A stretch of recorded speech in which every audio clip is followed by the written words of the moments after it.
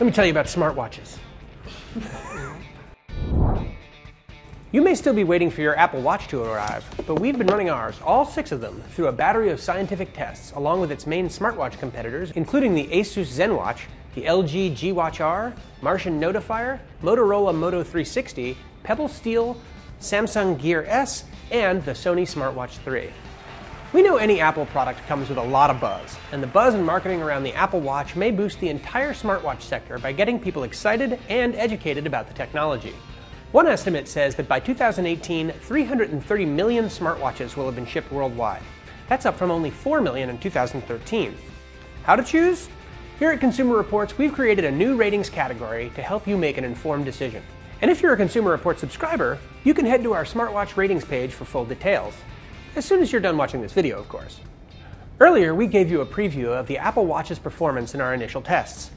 Now, here's a more in-depth look at how the Apple Watch stacks up to its competition. For our step test, we mapped a route around our Consumer Reports atrium that our testers followed wearing a smartwatch and carrying a manual click counter. The data was analyzed by our statisticians, who found both versions of the Apple Watch were accurate and comparable to most of the other watches we tested. The most accurate was the LG G Watch R. As part of our ease of use testing, we look at how well you can read the display in bright and low light. Both versions of the Apple Watch were excellent in low light, but didn't do as well in bright light. That goes for most of the other watches we tested. The Pebble was the only watch that was excellent in bright light, but it didn't do so well in low light. We also look at how easy it is to use different functions like the clock, the alarm, email, messaging, and notifications. The Apple Watch and most of the other watches performed well here. We also found the Apple Watch was very easy to pair, especially because we were able to do it using the camera on an iPhone. Other watches weren't quite as easy, but still did well in our test. With scratch testing, we put watches under our abrasion tester and used picks calibrated to the Mohs hardness scale, a scientific standard. The stainless steel Apple Watch was the only smartwatch we tested with sapphire crystal, which makes its scratch resistance comparable to that of a high-end conventional watch. It didn't scratch even when we used the hardest pick we had, which rates at a number 9 on the Mohs scale, just under diamond. That means if you accidentally brush it against most surfaces, you won't scuff it. The Apple Watch Sport, made with Ion X glass, scratched when we used the number 8 pick. That's about as hard as a masonry drill bit. The face should hold up about the same as most smartphones and most of the other smartwatches we tested, since many are made with this similar type of glass. When it comes to water resistance, Apple isn't really saying in plain English what depths the Apple Watch can withstand. But in a footnote on its website, Apple says the watch has a water resistance rating of IPX7 under IEC standard 60529. It's a mouthful, we know. We also know that it means the Apple Watch should withstand 3 feet of water for 30 minutes. In our test, we check watches to see if they're still working as soon as they come out of our pressurized tank, and then again 24 hours later.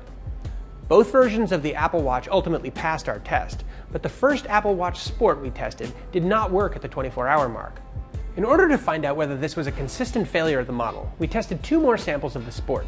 Both functioned out of the tank and at the 24-hour mark. So we determined that the Apple Watch Sport ultimately passed our test. One watch didn't pass our water immersion test, the Sony Smartwatch 3. 2 different samples of this watch failed. We checked the Apple Watch's heart rate measurements against our highest rated heart rate monitor here at Consumer Reports, the Polar H7 heart rate sensor. Apple Watch's heart rate sensor uses what's known as photoplethysmography.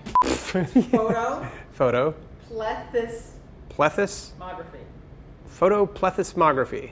Try saying that 3 times fast. It's a technology that lets the watch take your heart rate while still moving. That's what those green lights are on the back of the watch. Wearing both the Apple Watch and the reference heart monitor, our testers hit the treadmill and periodically reported their heart rate reading on the Apple Watch. We found the Apple Watch to be very accurate compared with the reference. Although we haven't tested for it, the sensor may not work if worn over certain tattoos. Not seen here. With the testing done, we compiled and analyzed all the data. Our top-rated smartwatch? The stainless steel version of the Apple Watch. And since it failed our water immersion test, the Sony Smartwatch 3 landed at the bottom of our ratings. Want to see where the rest of the pack came in? Our smartwatch ratings have the complete rundown. Check them out at consumerreports.org. We're a nonprofit and purchase all products we test to maintain our independence. Thanks for your support.